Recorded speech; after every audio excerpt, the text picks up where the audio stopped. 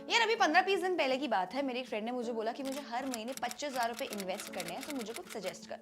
इससे पहले कि मैं उसे कुछ सजेस्ट कर पाती, उसने मुझे रोका और बोला कि मेरी एक शर्त है। मैं बेस्ट म्यूचुअल फंड्स वाली वीडियोस देख देख के थक गया हूँ, बिकॉज एक साल कोई फंड अच्छा परफॉर्म करता है, उसके अगले साल कोई और फंड अच्छा परफॉर्म करता है, तो मुझे कुछ ऐसे नाम दे जिसके लिए मुझे हर साल दिमाग ना लगाना पड़े और मैं 15 से 20 साल के लिए सॉर्टेड हो जाऊं। तो मैंने उसको बोला why don't you invest in index funds. आजकल मार्केट में बहुत सारे ऐसे फंड्स आ गए हैं जो कि performance wise and risk parameter wise are better than Nifty index, and उनकी जो कॉस्ट है यानी कि एक्सपेंस रेशियो भी कम है। सो इस वीडियो में हम 3 ऐसे इंडेक्स फंड्स देखेंगे जिसमें आप अगले 10 से 15 साल के लिए इन्वेस्ट कर सकते हो।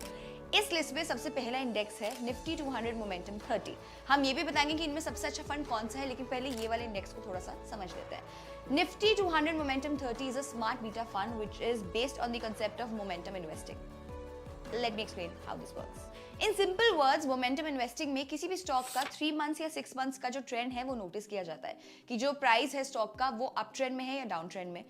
Basically, momentum-based portfolio is constructed believing that investments which have performed really well, relatively well, will continue to perform well, and the investments which have performed relatively poor will continue to perform poorly. In simple words, momentum investing is basically riding an established trend. अब ये Nifty 200 momentum 30 में सबसे पहले top 200 listed stocks का एक bucket बनाया जाता है, उसके बाद उनको मोमेंटम स्कोर असाइन किया जाता है which is based on their past 6 months and 12 months price return. उसके बाद इस स्कोर के अकॉर्डिंग टॉप 30 शॉर्टलिस्ट किए जाते हैं and this portfolio is rebalanced every 6 months. अब ये सुनने में लग रहा होगा कि यार ये इतना इजी कैसे हो सकता है, but let's analyse the past performance of this index and don't worry, हम रिस्क पैरामीटर्स भी देखेंगे। 2005 से अगर आपने इस इंडेक्स पे 1000 रुपीज इन्वेस्ट किया होता तो वो आज की डेट में 30,000 हो जाता। This is roughly equal to 30 times in 19 years. But how is this in comparison to Nifty 50 index and Nifty 200 index?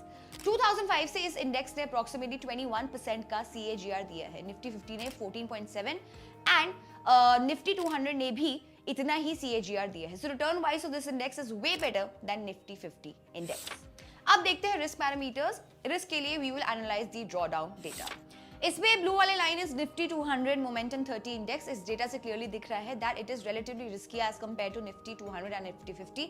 It may undergo period of relative under performance when there is a sharp change in market cycles like sharp recovery और sharp drop, but जब भी market में momentum आता है then it makes up for it's under performance. So this index is perfect for those who want to take more risk as compared to Nifty index, but the returns are worth the risk. इस वाले index में my suggestion would be UTI Nifty 200 Momentum 30 Index Fund. Second index जो मैं आपको recommend करने वाली हूँ works well with the Momentum Index, यानी कि जब डाउन टर्न्स में Momentum Index underperform करता है तब ये वाला फंड काफी अच्छा परफॉर्म करता है. This is called Nifty 100 Low Volatility 30.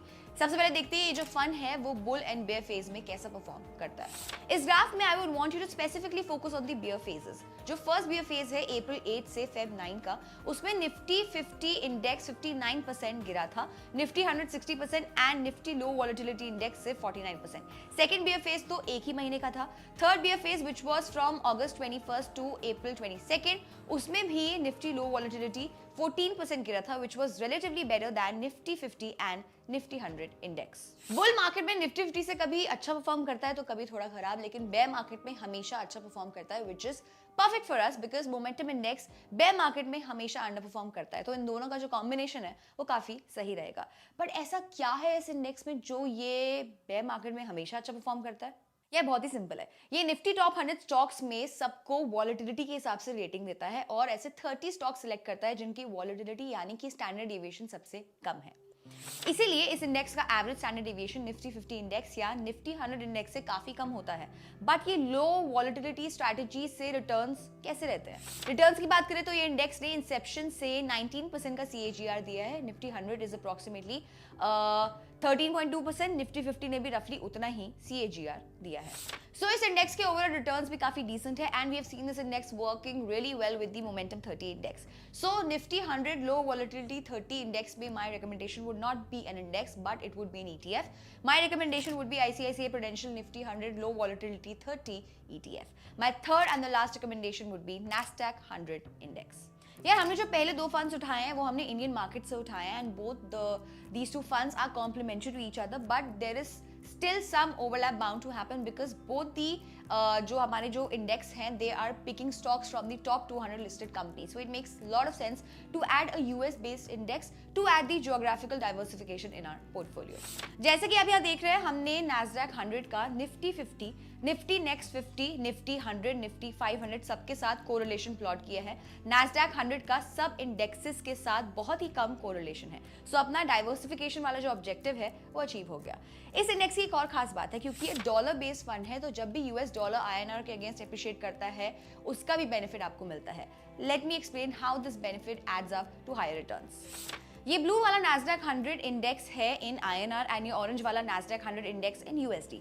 Just because of INR depreciation or dollar appreciation, on an average 2 to 3% extra is added to the returns. While Nasdaq 100 in USD grew by 9 times in 15 years, Nasdaq 100 in INR grew by 18 times in the same time period. अगर Indian index यानी कि Nifty 50 से compare करें तो in the last 15 years Nasdaq 100 INR index has given a CAGR of 21.4%, जहां Nifty 50 ने 12.3% का ही return दिया था।